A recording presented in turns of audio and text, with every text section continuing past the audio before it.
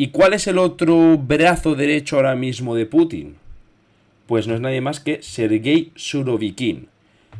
Aquí lo dice, nuevo y cruel jefe militar de las tropas rusas en Ucrania. Aquí la cuestión es que Putin estaba siendo criticado bastante por el hecho de ser demasiado suave con Ucrania, de no utilizar la violencia necesaria y de que se le esté escapando la guerra, básicamente. Entonces, para callar a los críticos, ha nombrado jefe del ejército ruso en Ucrania a este señor, a Sergei Surovikin, que es famoso precisamente por ser extremadamente cruel. Tiene ya un buen currículum en Chechenia. De hecho, la capital de Chechenia, Grozny, la redujo a cenizas. Y también, sobre todo, por su paso por Siria, donde destaca especialmente por su crueldad y por su trato a los civiles. Entre otras cosas, por ejemplo, utilizó la táctica de guerra de la quema de tierra. Creo que se llama quema de tierra. Voy a buscarlo ahora mismo. Tierra quemada. Creo que es tierra quemada. Táctica militar, vale, sí, que como lo dice aquí en Wikipedia, consiste en destruir absolutamente todo lo que puede ser de utilidad, arrasar con todo y no dejar nada. Así no le dejas nada a tus enemigos, a los rebeldes, a las milicias que sea, pero claro, tampoco dejas nada a los civiles que lleven ahí. O sea, no atacar estratégicamente estas posiciones, no, arrasar con absolutamente todo. Y claro, es una táctica de guerra que evidentemente está muy criticada a nivel internacional, porque es bastante totalmente destructiva, se considera cruel, etcétera. Aquí vemos, la lluvia de misiles contra varias ciudades ucranianas ha sido la carta de presentación del recién designado hombre fuerte de Putin en la guerra, y aunque evidentemente Putin tuviera que dar su aprobación para lanzar los misiles, la ejecución de esa ofensiva famosa, recordemos, tras explotar el puente de Kerch, Ucrania, pues Rusia respondió con más de 100 misiles a 20 y algo ciudades distintas de Ucrania a distintos objetivos civiles. Y él fue técnicamente el ejecutor. El general Surovikin es conocido por su brutalidad y su papel en los conflictos de Chechenia y Siria, lo que hemos apuntado. Los nacionalistas más duros aplauden su nombramiento porque consideran que es la señal de que el presidente ruso está dispuesto a una guerra más feroz. Por tanto, aquí su designación ha sido más por presiones de los sectores más nacionalistas y más belicistas de Rusia, que como digo consideraban que Rusia no estaba siendo lo agresiva que necesitaba para vencer en la guerra con Ucrania. Y en esta tesitura ha decidido Putin que el nombramiento de Surovikin era lo más acertado. Los últimos y feroces ataques contra varias ciudades de Ucrania han sido la carta de presentación de Surovikin. Bajo su mando, las cabezas pueden volar de los hombros instantáneamente, ha asegurado uno de los influyentes blogueros afines al Kremlin. La afirmación refleja el aplauso con el que reciben el nombramiento quienes han pedido a Vladimir Putin más mano dura. El general elegido por el presidente ruso para tratar de remontar la situación tras las pérdidas de Limán y Kharkov y la destrucción del puente de Kerch es conocido dentro del ejército por su crueldad. Y el listón está alto. Sustituye al conocido como carnicero de Siria, Alexander Dvornikov. Es decir, que este señor sustituye a otro que su apodo es el carnicero de Siria, y o sea, lo sustituye con el título de ser más cruel.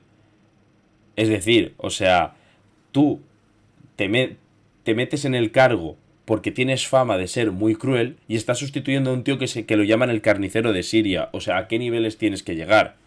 Y es que en Siria, este señor, lo dice por ejemplo también este artículo, creo más adelante, en Siria este señor destacó por realizar muchos ataques, por atacar a la población civil, hasta puntos en el que la propia población civil pidiera a los rebeldes que se rindieran. Es decir, en Siria pues había evidentemente rebeldes residiendo en zonas civiles que iban atacando al ejército de Bashar al-Assad.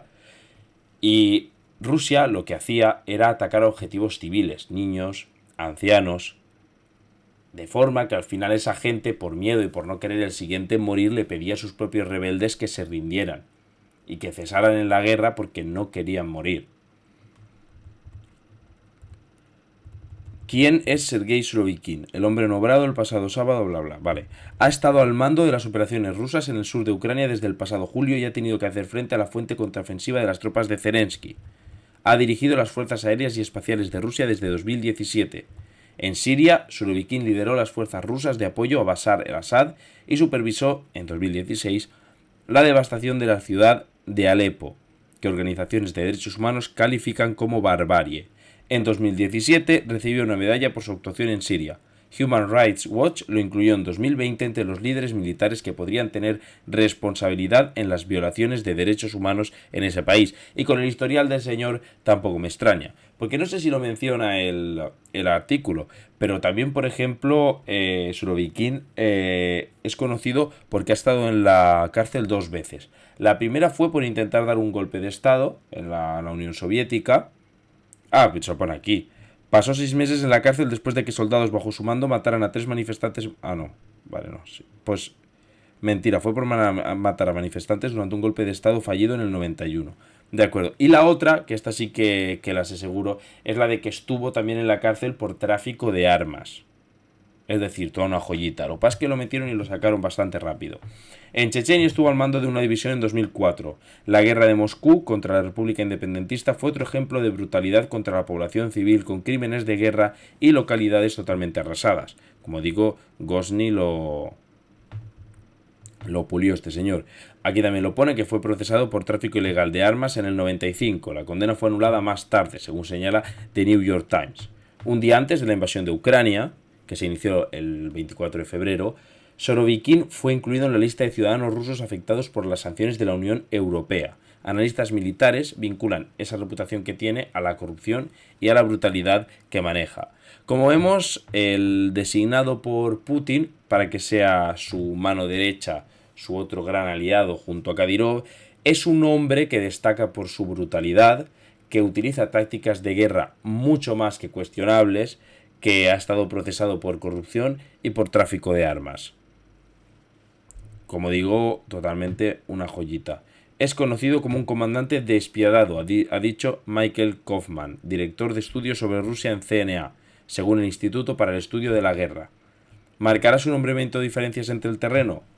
Yevgeny Prigozhin, empresario cercano al Kremlin y fundador del grupo de mercenarios Wagner, que recordemos es un grupo de mercenarios privados, de una empresa privada, por tanto no son del Estado, no son del ejército, de mercenarios que luchan, por ejemplo, han luchado ahora en favor de Rusia.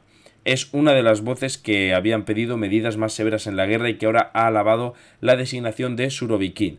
Le ha calificado de legendario y ha afirmado que es el comandante más competente del ejército ruso. El suyo es, por cierto, el tercer nombramiento militar de alto rango en una semana. Y es que Putin pues se dedicó a hacer todos esos cambios y esos nombramientos. Los nacionalistas más duros lo recibieron como una buena noticia. Lo consideran la señal de que Putin está dispuesto a una guerra más brutal. Y aquí es donde yo también me pregunto eso. Si el hecho de la designación de este hombre significa que la guerra rusa, lejos de acabar, es al contrario. Que va a recrudecerse más y que de verdad Putin no está dispuesto en ningún momento a ceder en absolutamente ningún punto. Y si está nombrando a gente que será capaz de tener ideas mucho más crueles durante la guerra, y a partir de ahora veremos cómo se ejecutan medidas que no son del todo acordes a lo que se debería incluso dentro de una guerra. No sé si me estoy explicando, pero vaya, que Rusia puede ir más allá en su crueldad dentro del conflicto bélico con Ucrania.